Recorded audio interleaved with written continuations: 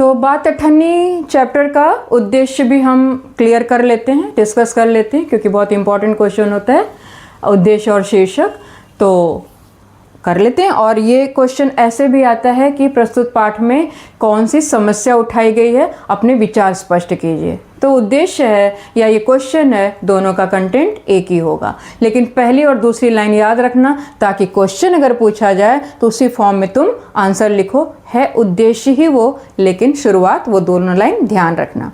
जैसे प्रस्तुत पाठ में लेखक ने भ्रष्टाचार और रिश्वतखोरी की समस्या को उठाया है, और धनी वर्ग मतलब अमीर लोग नौकरों पर कितना अत्याचार करते हैं, उनका कितना शोषण करते हैं, शोषण मीन्स एक्सप्लॉयटेशन, तो कितना शोषण करते हैं ये भी लेखक ने सामने रखा है।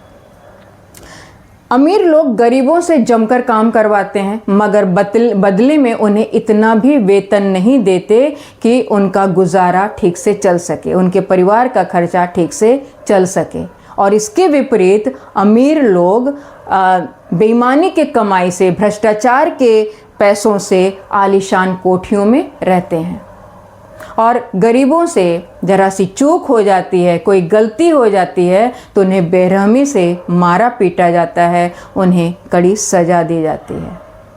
अब कंक्लूजन लाओगे कि समाज में जब तक भ्रष्टाचार कायम रहेगा, हमारा समाज आगे नहीं बढ़ पाएगा। हमें चाहिए कि भ्रष्टाचार के खिलाफ आवाज़ उठाएं और भ्रष्टाचारियों को कड़ी से कड़ी सजा दिलवाई जाए।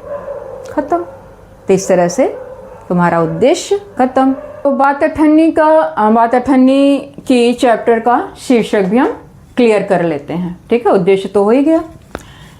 ये जो शीर्षक होता है कहानी का, तुम्हें प्रूव करना होता है कि इस कहानी का ये जो शीर्षक है, ये जो नाम दिया गया है, ये उचित क्यों है, कुछ और नाम क्यों नहीं दिया, रसीला रमजान क्यों नहीं दिया गया, बाबू जगत सिंह क्यों नहीं दिया गया, ये सब ना, शेख सलीमुद्दीन क्यों नहीं दिया गया, शेख सलीमुद्दीन की कचहरी क्यों नहीं दिया गया। तो ये तुम्हें प्रूव करना होता है कि हाँ, इस कहानी का यही शीर्षक उचित है।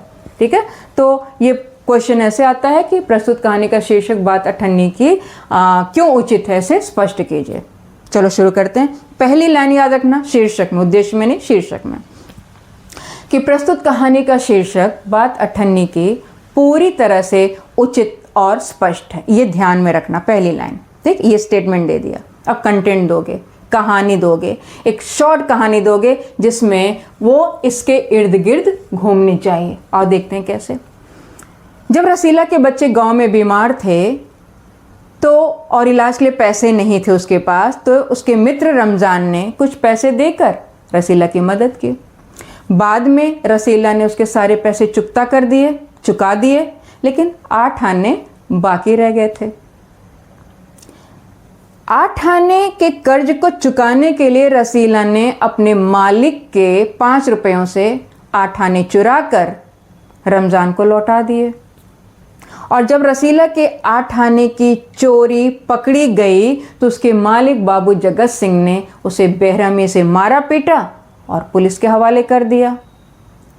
शेख सलीमुद्दीन ने न्याय का दिखावा करते हुए 8 आने की चोरी के जुर्म में रसीला को 6 महीने की सजा सुना दी। ये फैसला सुनकर रमज़ान की आंखों में खून उतर आया। उसने कहा, ये दुनिया न्याय नगरी नहीं, अंधेर नगरी है। सिर्फ 8 आने की तो बात थी, खत्म कर दी यहीं पे। अब इसके बाद कंक्लूजन, एक लाइन लास्ट में, कि इस प्रकार पूरी कहानी 8 आने की बात पर आधारित है। इस प्रकार, फिर देखो, इस प्रकार पूरी कहानी 8 आने की बात पर आधारित है, इसलिए शीर्षक बात अठन्नी की पूरी तरह से उपयुक्त है। क्योंकि पहले उचित और स्पष्ट दिया था, शब्द रिपीट मत करो, यहाँ उपयुक्त दे दो, सही दे दो, कुछ नहीं याद आए, सटीक वर्ड दे दो, शब्द थोड़ा सा अलग अलग दोगे तो उसका इंप्रेशन अच्छा पड़ता है। ठीक, तो मिलते हैं नेक्स्ट चैप्टर में। इसी तरह से हमारे साथ बने रहिए, भरपूर प्यार दीजिए।